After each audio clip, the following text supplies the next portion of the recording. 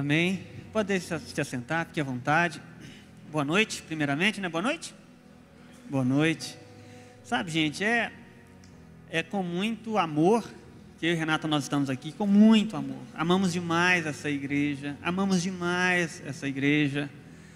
né? O povo de Viçosa é a nossa casa, né?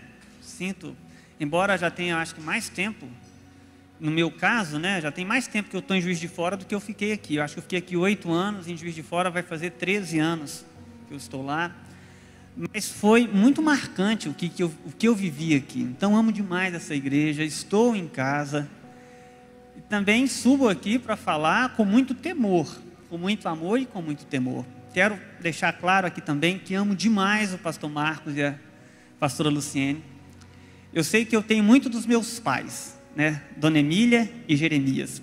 Mas eu tenho muito do pastor Marcos e da Luciene. Quando eu cheguei aqui com 17 anos, eu cheguei pensando e projetando a minha vida para fazer meu curso rápido e ir embora. Mas eu tenho total certeza que Deus me trouxe para cá, não foi para eu formar engenharia, tá? Deus me trouxe para cá para me desenvolver como homem, como servo de Deus, como discípulo, como embaixador, porque o que eu recebi de Deus aqui nessa igreja, deste povo de Viçosa, em especial através da vida do pastor Marcos e da Luciene, mudou demais a minha vida. Então amo demais o pastor Marcos, amo demais a pastora Luciene. Como eu falei, tem muito dos meus pais biológicos, mas tem muito também do pastor Marcos. Eu acho que talvez aqui na terra, a pessoa que mais me influenciou e me marcou foi o pastor Marcos. Por isso eu amo muito, amo essa igreja, os irmãos que estão aqui. Nesses 8 anos ter convivido, né, tá o Márcio ali que a gente dividiu República, determinada fase a gente dividia quarto na República, né? Então muito bom ver o Márcio com os filhos, a Nayara, os irmãos aqui, dar um abraço apertado no pastor Aldeir, na irmã Beth, né? E cada irmão, né, que fez parte da nossa história, muito bom rever. Queridos, o Geração Viva, ele de fato nos marcou, né? Eu me recordo, eu não sei se foi esse que o pastor Marcos e Luciene falaram, mas o bairro aqui embaixo é o que ele falou? Eu não sei nem falar. Oi? Nova Era, né? Mas é uma escola perto da marcenaria do Marcelo. É essa, não é? Eu lembro. E na época a gente coordenava os adolescentes, né, Renata?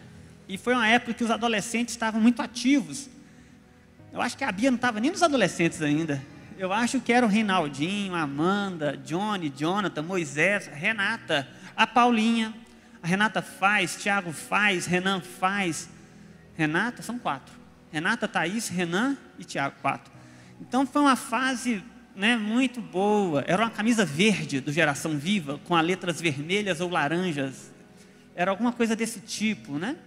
Lembro do outro Geração Viva, se não me engano, que veio, a gente ficou num colégio ali na Antônia, como é que chama essa avenida aqui? Antônio Faria, como é? Não, a avenida que passa aqui atrás, Joaquim Lote Faria. Morei nessa, né, na casa da dona Joana ali, né, Márcio? E aí veio a igreja missionária com o pastor Emerson, na época, né? Foi bênção demais também. O pessoal vinha andando a pé da escola até aqui, o culto era aqui, o pessoal ficava lá, né? Então são muitas recordações que a gente traz, né? E o Geração Viva, né? Eu penso que o nome é muito propício, Geração Viva. Agora, é interessante pensar em geração viva, e para Deus, uma geração viva é aquela que está morta para si mesmo, né? Senão, para Deus não é uma geração viva. Uma geração viva é aquela que está morta para si mesma. E a gente vai falar isso aqui. E que recebeu a vida de Cristo, e que agora tem uma nova vida. E tem uma canção que foi cantada do Fernandinho, né, de Viver os Sonhos. Essa geração viva, que morreu para si mesmo, que vive a vida de Cristo, e que vai viver os sonhos, não os seus sonhos, mas os sonhos que Deus projetou para si, ela só pode viver esses sonhos e experimentar a vontade boa, agradável e perfeita se tiver a sua mente renovada. Amém? Amém sim? Amém. Aí, agora sim. Amém. Mas o interessante é que a gente só vai ter essa mente renovada se nascermos de novo. Senão não vai adiantar. Vai renovar nossa mente em função de quê? Quando a gente vai renovar uma casa, a gente vai ter um projeto, né? Às vezes contrata um arquiteto, às vezes a gente faz da nossa cabeça mesmo, mas o fato é que a gente tem um projeto e a gente renova a casa em função de um projeto. Que projeto é esse, né? É o projeto de Deus, querido. É o projeto de Deus. Então a geração viva, morta para si mesmo, viva para Deus, é uma geração que vai experimentar o bom, o perfeito e agradável de acordo com a mente renovada. E aí eu quero trazer, deixa eu ver se eu estou com a mensagem certa, agora sim.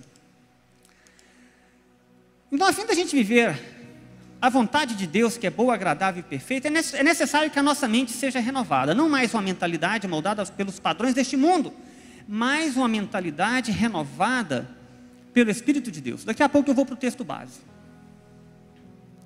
Em 1 Coríntios 2, 10, em 1 Coríntios 2, verso 14, se não me engano, fala o seguinte: ora, o homem natural não compreende as coisas do Espírito de Deus, porque lhe parecem loucura, e não pode entendê-las, porque elas se discernem espiritualmente. As coisas espirituais se discernem espiritualmente. As coisas espirituais se discernem espiritualmente. Então, dentro dessa perspectiva de ter uma mente renovada no Espírito, para então desfrutar a vontade de Deus, que é boa, agradável e perfeita, eu quero falar de algo primordial.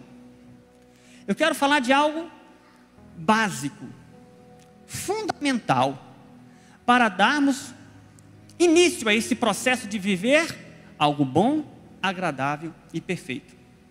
Eu lembro que, quando estava prestes a defender o meu mestrado, o meu professor orientador, Paulo Afonso, chegou para mim e falou assim: filho, e eu muito nervoso, né? Filho, vem cá, deixa eu te falar uma coisa. Você está muito preocupado com a banca, com as perguntas que vão te fazer,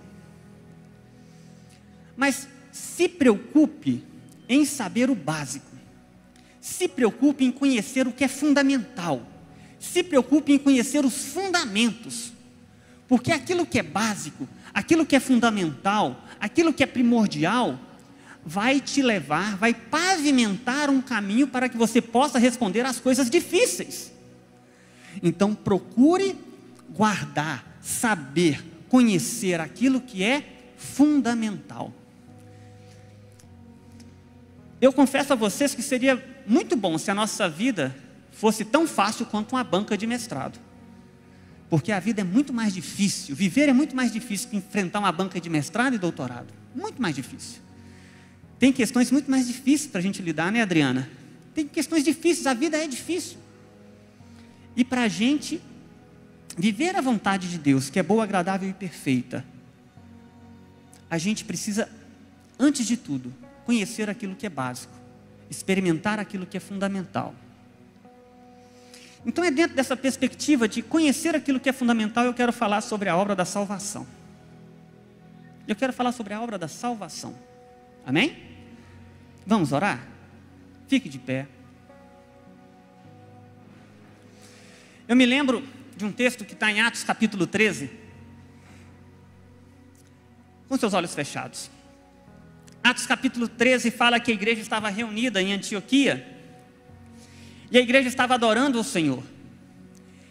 E quando a igreja adorava ao Senhor, o Espírito de Deus falou à igreja: separa-me Paulo e Barnabé e envia-os. Nós aprendemos o princípio aqui. Em meio à adoração, vem a direção.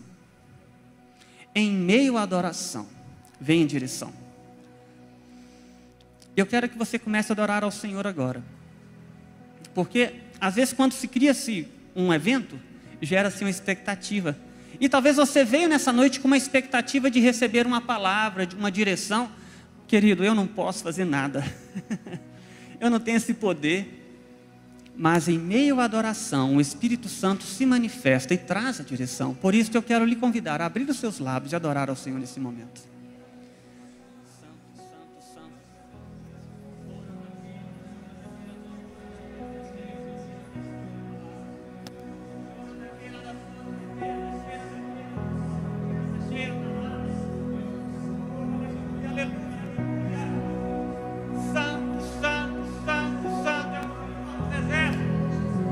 Querido, nesse momento não peça nada, só glorifique o nome do Senhor.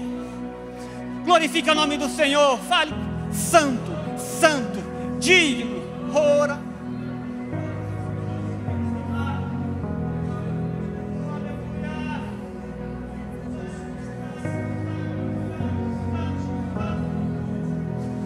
Oh, aleluia. Querido, não coloque expectativas sobre mim, porque eu sou falho, eu não posso fazer nada. Não coloque a expectativa na programação. Quem pode trazer uma palavra viva é o Espírito de Deus. Em Atos 13, o Espírito de Deus moveu em meio à adoração. Por isso adore ao Senhor nesse momento. Aleluia.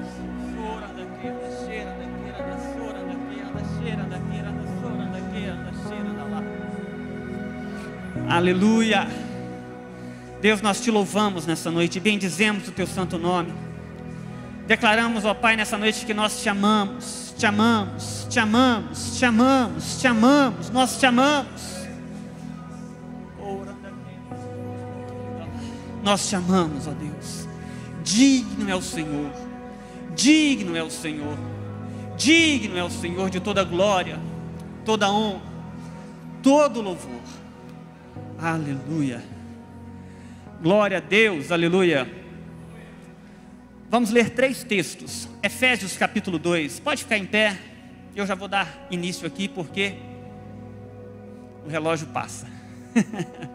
Efésios capítulo 2, a partir do verso 1, diz o seguinte: vocês estavam mortos em suas transgressões e pecados, nos quais costumavam viver quando seguiam a presente ordem deste mundo e o príncipe do poder do ar, o espírito que agora está atuando nos que vivem na desobediência. Anteriormente todos nós também vivíamos entre eles, satisfazendo as vontades da nossa carne, seguindo os seus desejos e pensamentos.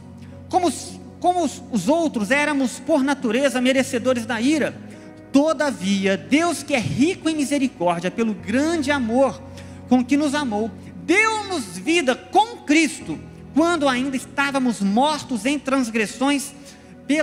Pela graça vocês são salvos.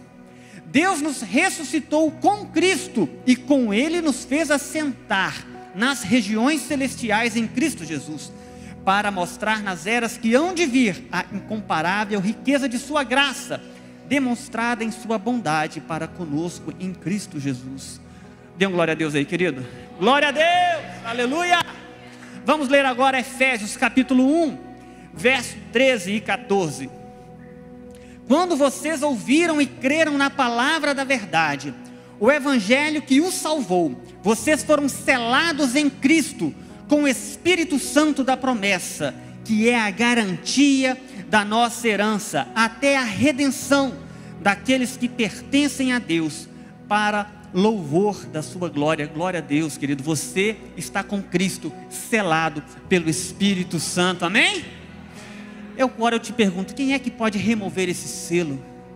Você está com Cristo, selado, guardado pelo Espírito Santo. Quem tem poder para violar esse selo?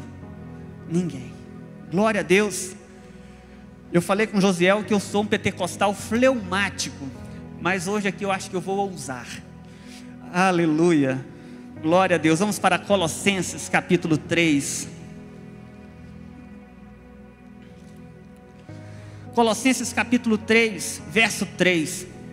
Pois vocês morreram, e agora a sua vida está... Vamos ler a partir do verso 1. Colossenses 3, verso 1. Portanto, já que vocês ressuscitaram com Cristo, procurem as coisas que são do alto, onde Cristo está assentado à direita de Deus. Mantenham o pensamento nas coisas do alto, e não nas coisas terrenas, pois vocês morreram, e agora a sua vida está escondida com Cristo em Deus. Glória a Deus. Dê um glória a Deus, querido. Dê uma salva de palmas aí. Glória a Deus. Querido, você está com Cristo, selado pelo Espírito Santo, escondido em Deus. Quem pode te tirar deste lugar? Quem pode te tirar deste lugar? Quem pode te remover deste lugar?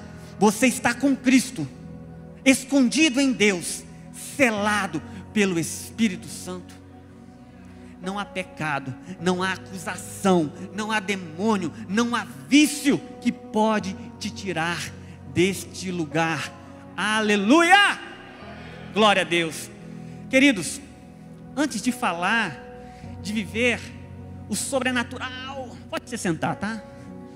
Antes de falar sobre o sobrenatural, do perfeito, do agradável, a gente tem que falar primeiro de algo que é fundamental, que é básico, que é a obra da redenção, que é a obra da salvação. Porque se a gente não entender isso, aquilo que é básico, como vamos viver algo maior? Amém? Precisamos de entender. É uma palavra simples. Mas eu aprendi com o meu professor. Eu preciso dominar o simples para alçar voos maiores. E aqui nessa casa, eu fui exprimido, confrontado, né? Pastor Marcos, eu já falei isso aqui. Quando o pastor Marcos, o Aldair vai lembrar, né? Na época a igreja estava no G12. E o pastor Marcos teve a brilhante ideia para me chamar para ser 12. E eu vinha de uma igreja que não compactuava com esse negócio. E ele me chamou, vem ser meu 12. Eu falei, você está de brincadeira, né? Eu não vou fazer isso não. Mas o pastor Marcos me amou tanto e me tolerou tanto, que eu sou apaixonado pelo pastor Marcos até hoje. E aprendi muito aqui nessa casa. Como eu falei, a universidade me acrescentou muito, mas essa casa me transformou. Queridos, eu quero falar dessas 3 figuras importantíssimas nessa obra da redenção: Deus, Cristo e o Espírito Santo. Você está escondido em Deus, com Cristo, selado pelo Espírito Santo. Então a primeira coisa que eu quero falar dessa obra da redenção é que quando você aceita Jesus como seu Salvador, você está, Leandro, escondido em Deus, guardado em Deus. Algumas versões falam ocultado em Deus. Quando eu montei a mensagem, eu pensei numa dinâmica, só que com 3 meninos e a correria, eu esqueci de trazer a caixa. Mas imagina, compromete aqui, né, quem está no YouTube, né? Por favor. Queridos, olha só. Aqui tem a minha identidade. Aqui sou eu, é o Jonatas, que está com Deus. Deus está aqui, guardado, ocultado em Deus. Imagina que esse envelope aqui, ó, Deus está ocultado. Eu estou aqui dentro, macho, guardado aqui dentro, selado, uma fita aqui, selado pelo Espírito Santo. Quem é que vai romper esse lacre? Quem tem poder para romper esse lacre, violar esse lacre e defraudar a minha vida e corromper aquilo que Deus tem para mim? Me fala! Quem vai? Jovem, adolescente, adulto, quem vai violar esse lacre? Quem vai? Nada tem poder para tirar você da presença de Deus. Em João capítulo 10, do verso 27 a 30, diz o seguinte: Jesus falando: as minhas ovelhas ouvem a minha voz, e eu as conheço, e elas me seguem, e dou-lhes a vida eterna, e nunca hão de perecer, e ninguém as arrebatará da minha mão. Meu Pai que mas deu é maior, meu Pai que me deu, meu Pai que as me deu, é maior do que todos, e ninguém poderá arrebatá-las da mão de meu Pai. Eu e o meu Pai somos um.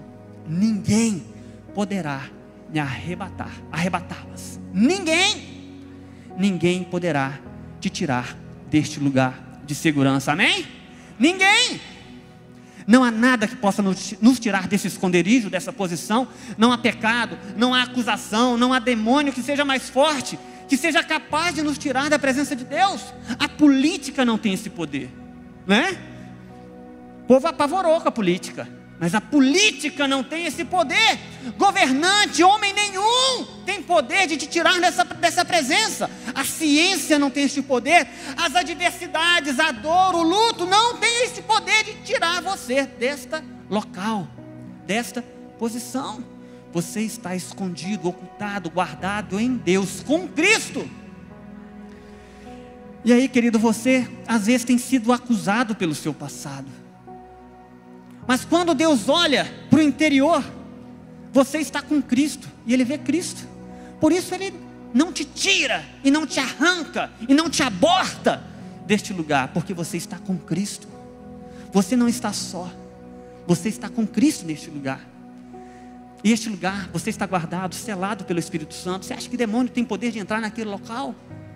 Você acha que as adversidades, e eu, querido, eu não estou falando que as adversidades não existem, porque elas existem. Alguns aqui sabem da nossa história. Eu e Renato, o pastor Marcos brincou aqui dos 15 filhos, né? Mas quem sabe da nossa história, para chegar nos 3, foi difícil, foi choro, muito choro. A adversidade, Valdete, Maurinho, não tem poder para nos tirar deste lugar. Maior é Deus. Quem pode violar? Quem poderá nos tirar da presença de Deus? Querido, você está lutando contra um vício. O vício não tem poder para te tirar deste lugar. Que seja bebida, que seja droga, que seja pornografia, não tem poder para te tirar deste lugar. Você está guardado em Deus, ocultado em Deus, protegido em Deus. Elisa, Rômulo, não há nada, Anderson, que possa te tirar deste lugar. Cuidado, Jonathan, você está falando então que eu posso pecar à vontade, que eu continuo guardado? Não estou falando isso. Em Romanos capítulo 8, fala que o pendor, a inclinação para a carne é morte, mas a inclinação para o Espírito é vida. Eu estou falando aqui num contexto onde nós temos ovelhas de Cristo aqui. Pessoas que estão voltadas, pendidas para o Espírito. Para o Espírito. Não há nada que possa te tirar deste lugar. Vamos ler o Salmo 91. Tem muitas casas que tem o Salmo 91 aberto, né? Fica lá aberto o Salmo 91. Vamos ler o Salmo 91 dentro, considerando essa perspectiva que você está guardado, ocultado em Deus. Vamos ler o Salmo 91, pelo menos até o verso 10, nessa perspectiva, Nayara, de que você está guardada, ocultada em Deus. Aquele que habita no abrigo do Altíssimo e descansa à sombra do Todo-Poderoso, pode dizer ao Senhor: Tu és o meu refúgio e a minha fortaleza, o meu Deus em quem confio. Ele os livrará do laço do caçador e do veneno mortal.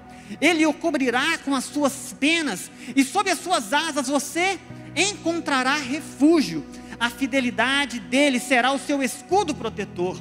Você não temerá o pavor da noite, nem a flecha que voa de dia, nem a peste que se move sorrateira nas trevas, nem a praga que devasta ao meio-dia. 1000 poderão cair ao seu lado, 10.000 à sua direita, mas nada o atingirá. Você simplesmente olhará e verá o castigo dos ímpios. Se você fizer do Altíssimo o seu abrigo, do Senhor o seu refúgio, nem o mal atingirá, desgraça alguma chegará à sua tenda.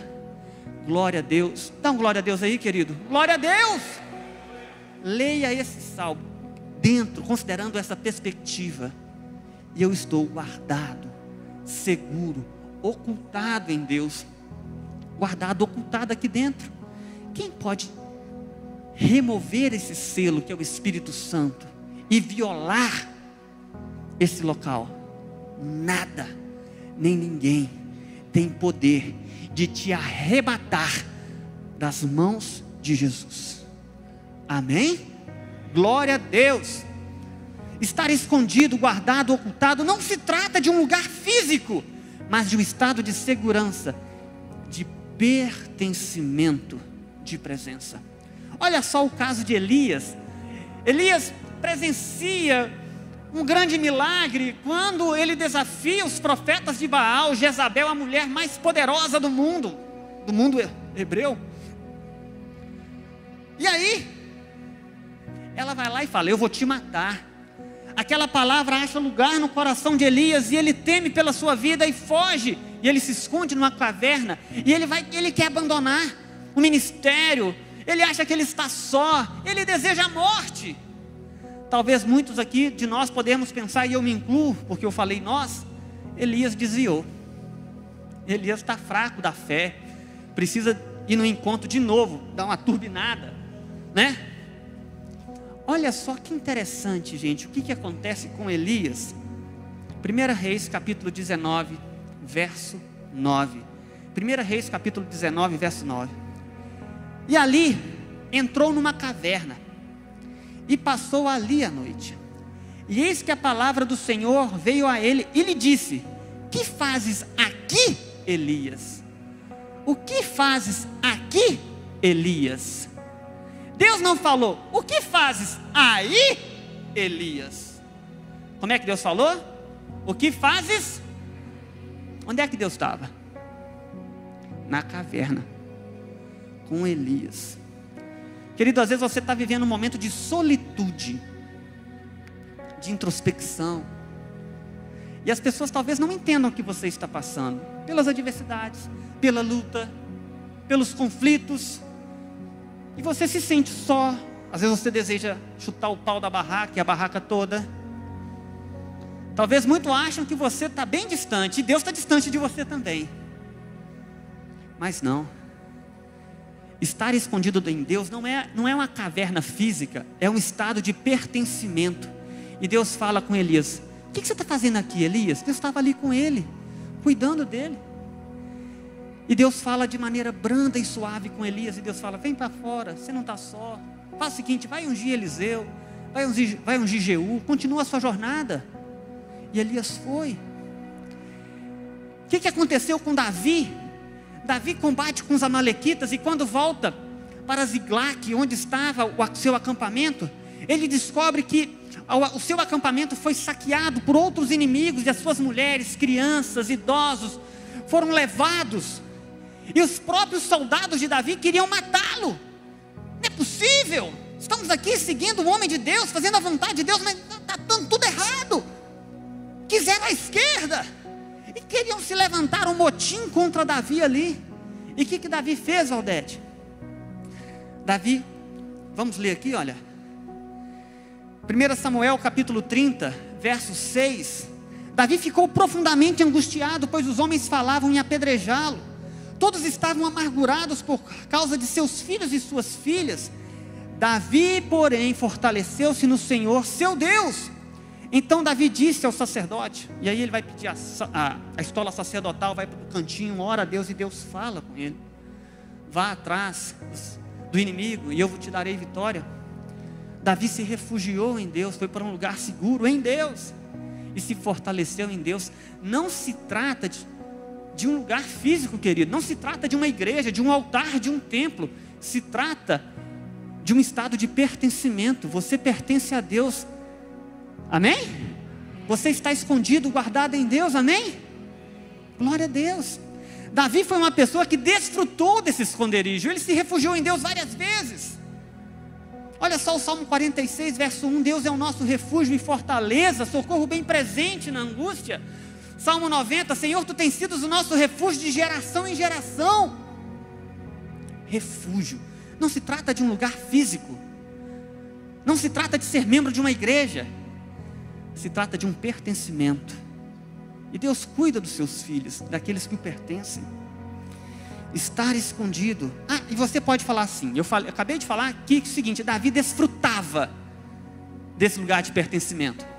E você pode me falar: mas como é que eu desfruto, Vinícius? Como é que eu posso desfrutar? Querido, disciplina espiritual, hábitos espirituais.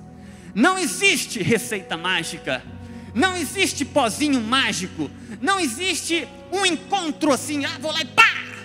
Não, existe disciplina espirituais, oração, devocional, jejum, escola dominical, oração, disciplina, construção de hábitos.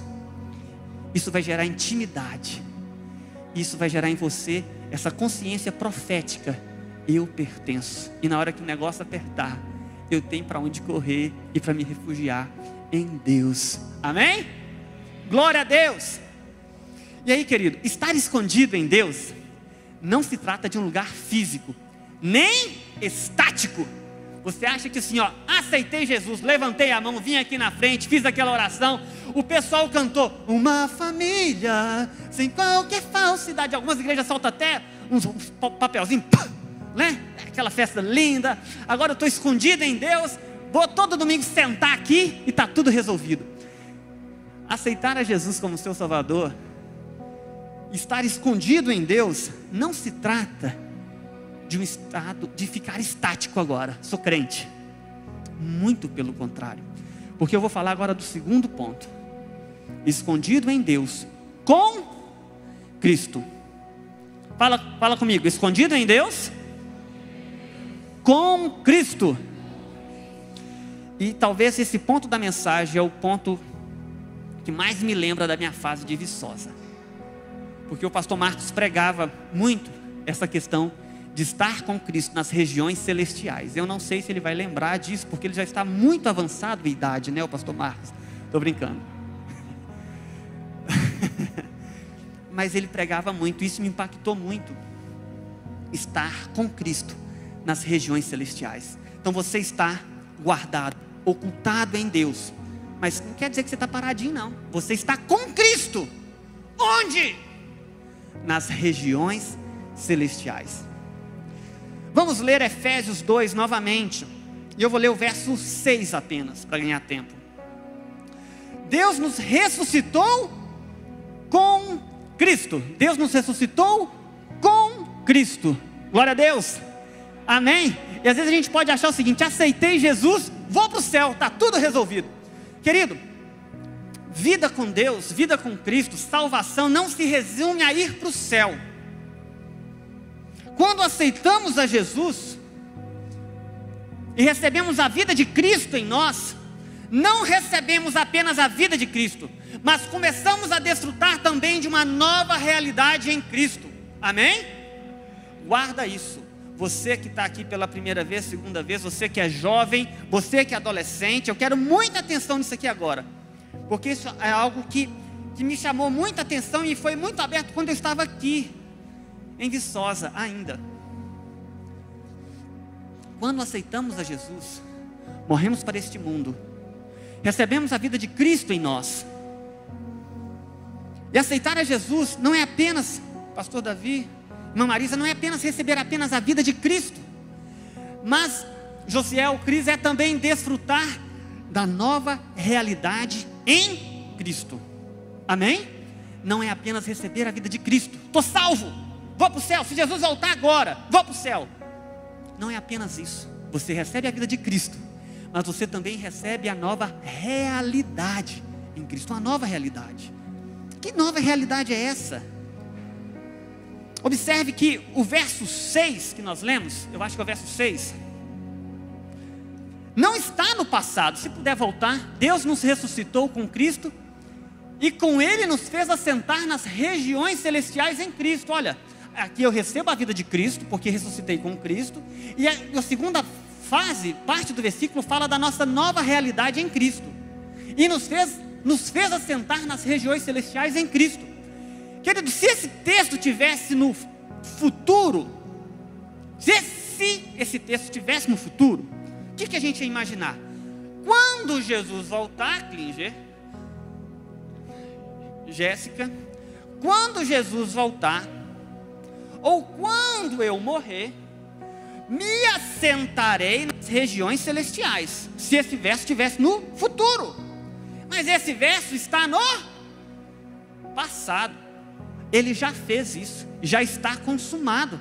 Então, quando eu aceito a Jesus como meu Salvador e sou ressuscitado com Cristo, Ele me faz assentar, Ele me fez assentar nas regiões celestiais em Cristo Jesus. Querido, onde é que você está hoje? Você está assentado com Cristo nas regiões celestiais. Jesus não veio neste mundo, orando aqui, anda chorando lá. Jesus não veio neste mundo apenas para morrer e para te levar para o céu, mas Jesus veio neste mundo, morreu, ressuscitou para te dar uma nova vida, mas para te dar uma nova realidade, que é estar junto com Ele, assentado nas regiões celestiais. Oh, aleluia! Glória a Deus! Se Jesus tivesse morrido apenas para te fazer crente, o sacrifício teria sido em vão. Porque senão, assim que você aceitasse a Jesus, você já morria. Paf! A pessoa aceita Jesus, já cai para trás, morto. Jesus, oh, aleluia, Deus nos ressuscitou, nos deu uma nova vida, vida com Cristo, e nos fez assentar nas regiões celestiais com Cristo. Observe a obra da redenção que recebemos por meio de Cristo. Ele nos ressuscitou, pois estávamos mortos nos nossos pecados, conforme Colossenses 1,13, e Ele ainda nos elevou, nos entronizou em Cristo nas regiões celestiais. Quando aceitamos a Jesus como Salvador, recebemos a vida de Cristo. No entanto, não recebemos apenas a vida, também nos tornamos participantes da sua realidade, da realidade em Cristo. Agora eu lhe pergunto, Jesus nos tornou participantes de uma nova realidade. Qual é a realidade de Cristo hoje? Você sabe? Qual é a realidade de Cristo hoje? Está em Efésios capítulo 1, por favor. Efésios capítulo 1, glória a Deus. Efésios capítulo 1, verso 17 a 23. Peço que o Deus de nosso Senhor Jesus Cristo, o glorioso Pai, dê a vocês espírito de sabedoria e de revelação no pleno conhecimento dEle. Oro também para que os olhos do coração de vocês sejam iluminados, a fim de que vocês conheçam a esperança para a qual Ele os chamou, as riquezas da gloriosa herança dEle nos santos, a incomparável grandeza do seu poder para conosco, os que cremos conforme a atuação da sua poderosa força. Vamos lá, observe, qual que é o estado de Jesus hoje? Qual é a realidade de Jesus hoje? Está aqui, ó. Esse poder Ele exerceu com Cristo, ressuscitando-o dos mortos e fazendo-o assentar-se à direita, à sua direita, nas regiões celestiais, muito acima de todo governo e autoridade, poder e domínio, e de todo nome que se possa mencionar, não apenas nessa era, mas também na que há de vir. Glória a Deus. Deus colocou todas as coisas debaixo de seus pés e o designou cabeça de todas as coisas para a igreja, que é o seu corpo, a plenitude daqueles que enchem todas as coisas em toda e qualquer circunstância. Essa é a realidade de Jesus hoje. Ele está acima de todo poder, de toda autoridade, de todo nome, de todo domínio. Ele está nessa situação. Agora eu quero saber onde você está. Onde você está? Efésios capítulo 2, verso 6. Deus nos ressuscitou e com Ele nos fez assentar nos lugares celestiais em Cristo Jesus. Você está lá também, querido. Você está no lugar de poder, de autoridade, de domínio. Glória a Deus, aleluia. Você está no lugar de poder, de autoridade, de domínio em Cristo Jesus. O que quer dizer? Eu sou o bambambam? Não, não, querido. Ele te colocou neste lugar para que você desse continuidade à obra dele nessa terra, porque em 2 Coríntios capítulo, meu Deus, esqueci aqui de anotar o texto. Em 2 Coríntios, vocês acham o capítulo depois? Fala que Ele nos confiou o ministério da reconciliação. Então Deus te colocou neste lugar, não é para você se achar o tal não. Então eu estou lá, né? Se eu mandar que aquela figueira morre, eu vou morrer. Se eu mandar fogo, vai matar todo mundo. Não pode olhar feio, não. Não é isso não, pelo amor de Deus, querido. Não seja imaturo. Deus te colocou nesse local de domínio, de poder, de autoridade. Para quê? Porque Ele confiou a você o ministério da reconciliação. Lembra que está em Mateus capítulo 28. Ide por todo mundo e pregai o evangelho, fazei discípulos. O que está em João capítulo 14, verso 12? Vocês farão obras maiores do que as minhas. Deus te colocou com Cristo nas regiões celestiais, num lugar de domínio, de autoridade, de poder, para que você avançasse com a obra do reino dele aqui nessa terra. Você tem noção do que a gente acabou de ler? Você tem noção do que significa estar assentado nas regiões celestiais com Cristo? Acima de todo principado e potestade, acima de todo governo. Querido e querida, nós possuímos poder, autoridade em Cristo, para darmos continuidade à obra dele. Nós não fomos chamados para ser apenas crentes, para fazer parte de uma denominação, ter um nome o nome no rol de membros de uma igreja. Jesus não morreu e ressuscitou para isso. Nós somos chamados para sermos testemunhas vivas, uma geração viva de discípulos, de embaixadores. E aí, entendendo isso, quando eu aceito a Jesus, eu não só vou para o céu, mas eu começo a gozar, desfrutar de uma posição de autoridade, de domínio. E se você entende isso, você tem que agir com intencionalidade. Essa palavrinha eu aprendi com o pastor Osman, lá de Juiz de Fora. Intencionalidade. Se eu tenho, pastor Reinaldo, consciência que eu estou assentado com Cristo nas regiões celestiais, eu vou agir com intencionalidade no meu contexto familiar, para ser um pai que atrai a presença de Deus e que trabalha a favor do reino de Deus dentro da minha casa, como um pai, como um esposo. Dentro dessa perspectiva, que eu sou alguém munido de autoridade, poder e unção, eu vou cumprir o que está em Efésios capítulo 5, a respeito do papel social do homem, e vou amar a minha esposa como Cristo amou a igreja, e como Cristo amou a igreja, de uma maneira sacrificial e sacramental. Quer dizer então que eu posso santificar, eu posso tornar santo o meu lar? Você pode ser um fomentador da presença de Deus na sua casa, homem. Glória a Deus. Você tem poder e autoridade, por isso você não vai ficar com medo do que você vê nas redes sociais. Ai meu Deus, o que vai ser do meu filho? O que vai ser da minha filha? O que vai ser do mundo? Você está sentado nas regiões celestiais, meu amigo, guardado em Deus. Glória a Deus. Você vai agir como tal, com intencionalidade. E aqui eu quero dar um exemplo. Em 2020, com a pandemia, Deus nos deu uma direção, para mim e para a Renata. Eu sou fruto do culto doméstico. Minha mãe fazia culto doméstico com a gente todos os dias. E eu já falei aqui, já falei em Juiz de Fora. Minha mãe colocava um colchão no chão, ficava um colchão no chão, colchão na cama. Ela ficava sentada no chão, era a igreja. E eu, minha irmã e meu irmão ficava em cima. Minha irmã e meu irmão faziam o louvor, e eu era o pregador. E eu pegava um pedaço de pau da cama do meu pai que soltou lá, pegava um pedaço de pau. E todo dia eu pregava a mesma mensagem. Isaías 55:6. Buscai ao Senhor enquanto se pode achar, e invocar enquanto está perto.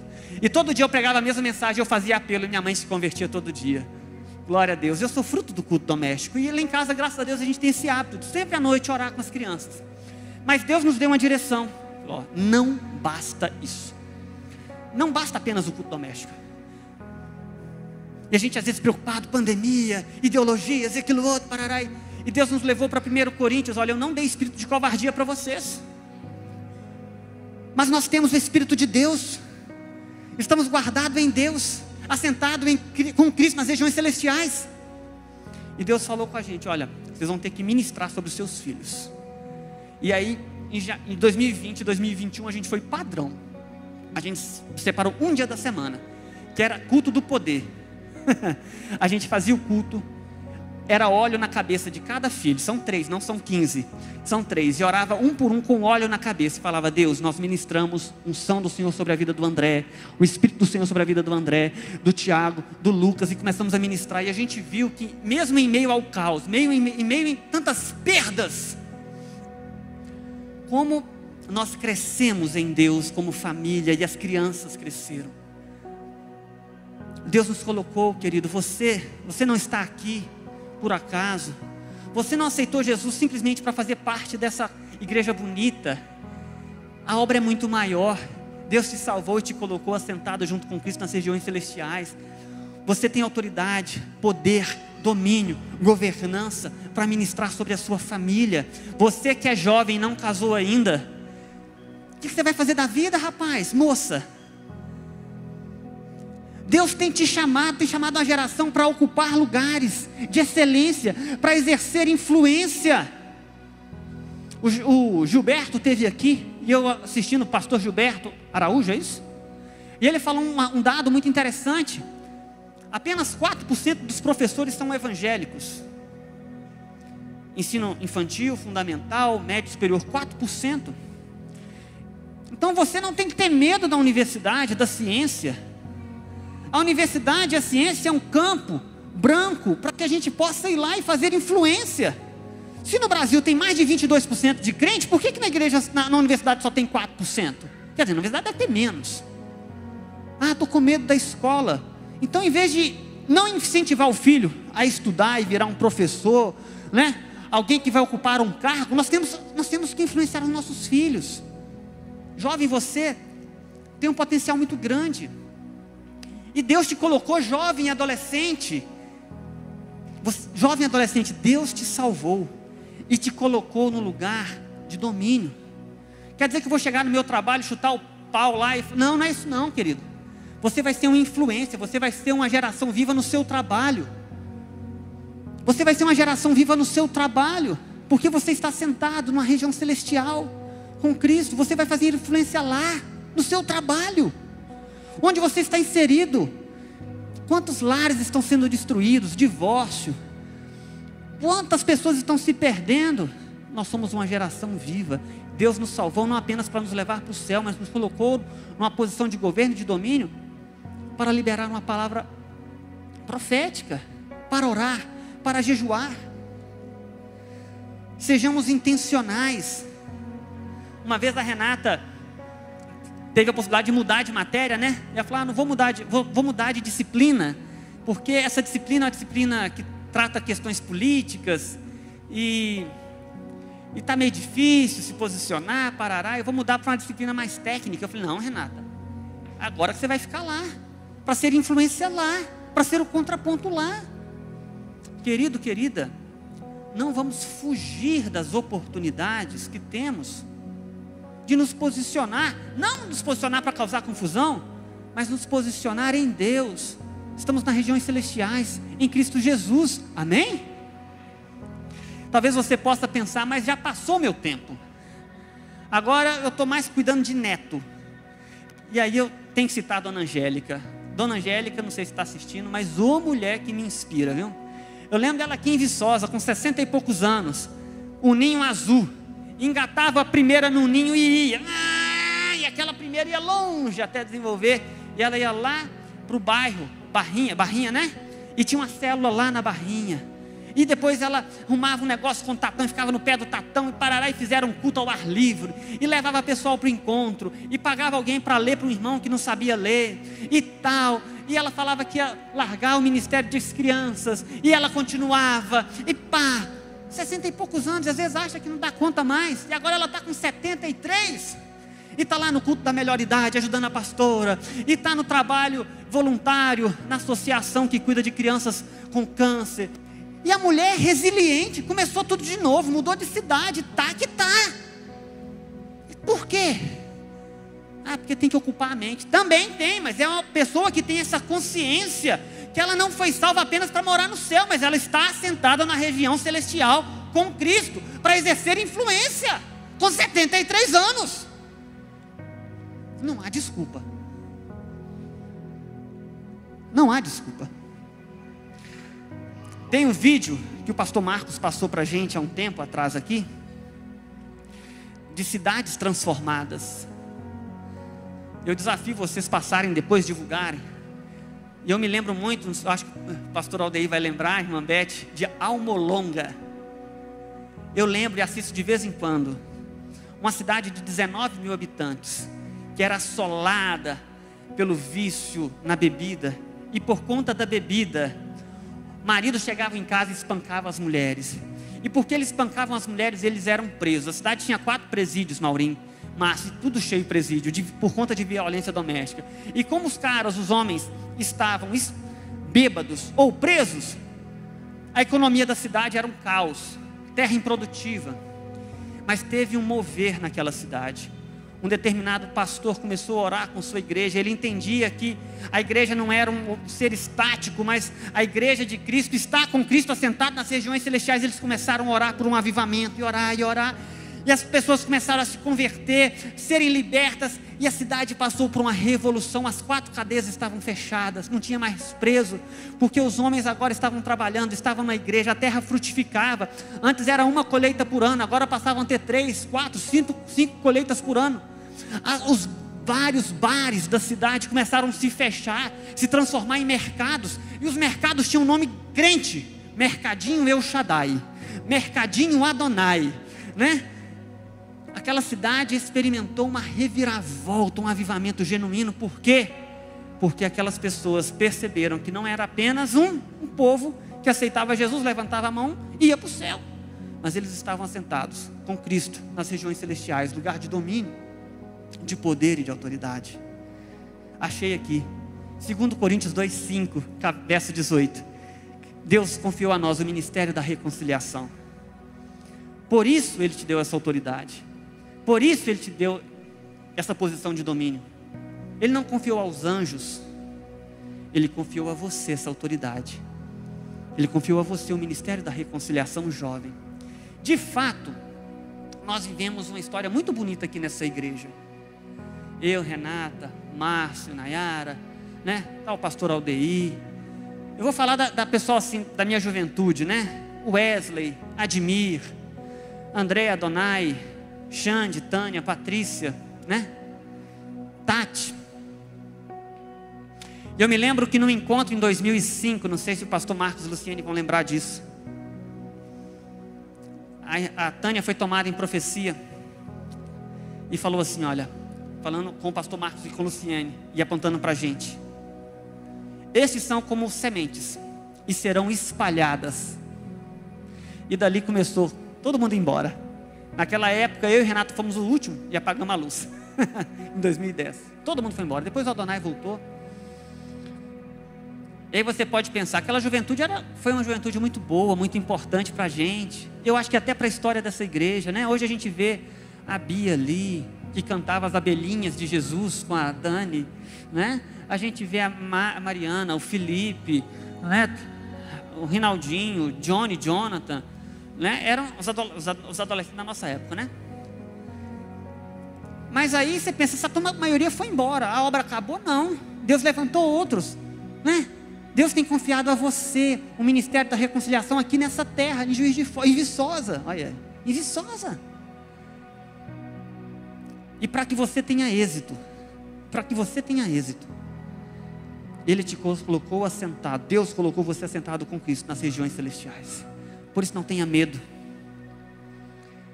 não se acovarda, você está com Cristo. Eu vim para essa terra achando que ia estudar e ia embora com diploma, mas eu entendi que Deus me salvou, não para que eu fosse membro de uma igreja e fosse para o céu depois, mas Deus me salvou porque Ele confiou a mim o ministério da reconciliação, e Ele queria que eu trabalhasse, que eu fizesse parte de uma geração viva, e você faz parte dessa geração. Para acabar, eu quero falar do último item. Você está em Deus, guardado, escondido, ocultado em Deus, amém? Você está sozinho lá? Não, você está com quem? Com Cristo. E quem está selando isso aí, gente? O Espírito Santo. Efésios capítulo 1, verso 13 fala o seguinte: nele, quando vocês ouviram e creram na palavra da verdade, o evangelho que os salvou, vocês foram selados com o Espírito Santo da promessa, que é a garantia da nossa herança, até a nossa redenção, daqueles que pertencem a Deus, para louvor de sua glória. Você está selado com Cristo. Quem te selou? O Espírito Santo. Para quê? É uma garantia da sua morada eterna. Este selo tem uma propósito: você pertence a Deus. Esse selo tem um outro propósito, que é a preservação, porque ninguém tem poder para romper esse lacre, esse selo. Amém? Este selo tem um outro propósito, que é o fortalecimento, como está em Efésios 3, não vou ler. Aqueles que possuem este selo, possuem a garantia de redenção e de vida com Cristo, e da nova realidade em Cristo. Preste atenção, Jesus morreu não só para te levar para o céu, mas para te colocar em outro patamar, como diz uma torcida aí que eu não vou me referir. E fechando, meu desejo é que este selo não seja violado em nós. como está em Efésios capítulo 4. Porque nós podemos entristecer esse selo. O diabo não tem poder de violar esse selo. A dor não tem poder de violar esse selo. A acusação não tem poder de violar esse selo. O vício não tem poder de violar esse selo. Mas esse selo pode ser entristecido pelas nossas ações. Pelo contrário, o meu desejo é que este selo seja fortalecido. É que a gente seja cheio do Espírito Santo, como está em Efésios capítulo 5. Que a gente não se embriague com vinho, mas que a gente seja cheio do Espírito de Deus. E eu concluo da seguinte forma: que essa não seja apenas uma mensagem retórica, mas que seja uma mensagem viva, assim como esta geração é viva. Essa mensagem não é minha, é bíblica, é de Deus. Que tenhamos a compreensão correta da integralidade da obra da redenção de Deus em nós.